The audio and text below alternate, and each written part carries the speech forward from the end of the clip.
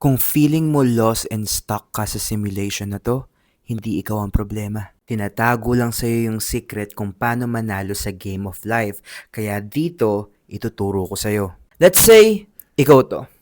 Someone who is stuck and lost sa buhay. And you have a desire na hindi pa nangyayari sa 3D reality.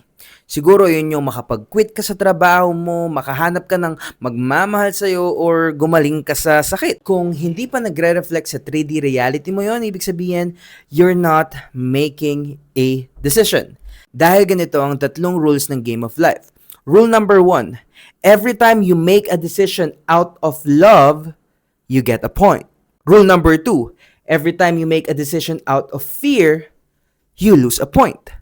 Rule number 3, every time you did not make a decision, the default is fear. Simple, right? So let's put it to test. Kung nasa trabaho ka na toxic pero it pays you well and deep inside you want to pursue your passion for writing, how will you play this game? You can decide out of fear, which means you stay in that toxic work because it pays you well, or you can decide out of love to pursue your passion for writing. And if you did not make a decision, the default is fear. Most people, they won't make a decision.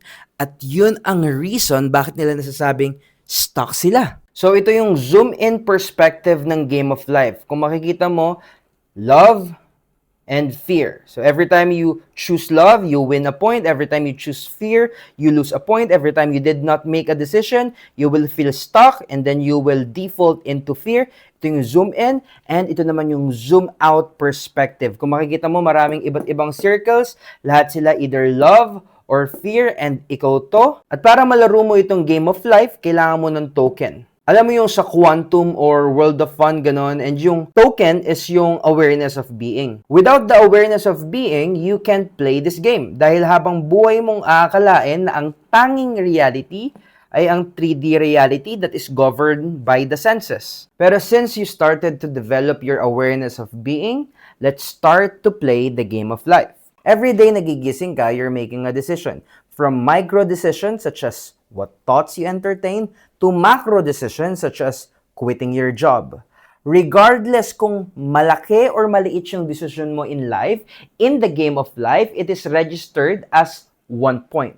Now, to start making progress, to start making decision, kailangan mo ng vehicle.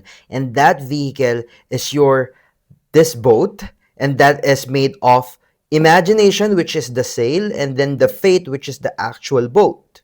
So ano ang imagination?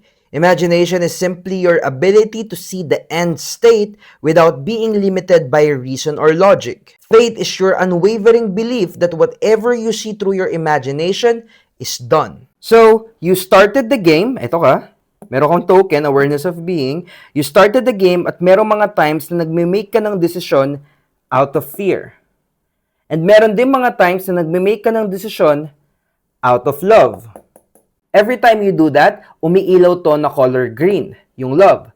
But every time you make a decision out of fear, umiilaw to na color red. And then magkakaroon ka ng snapshot ng score mo tulad nito. Yung mga dots ay representation ng decision mo. So kung puro red itong snapshot mo, it means you're living your life in a state of fear. Kapag puro green naman, you're living your life in a state of love.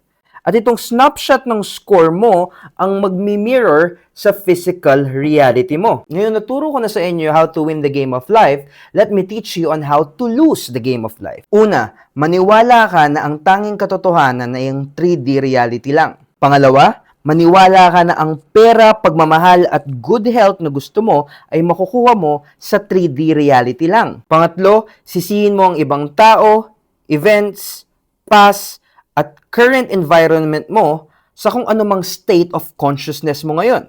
So if you don't feel rich, blame your environment, blame your parents. If you don't feel love, blame your environment. Pero kung ayaw mo nang ma-stuck sa loop ng fear-based decisions, ito na ang wake-up call mo. Reality is not something you wait to change. Reality is something you create. And reality made out of love is always better than reality made out of fear.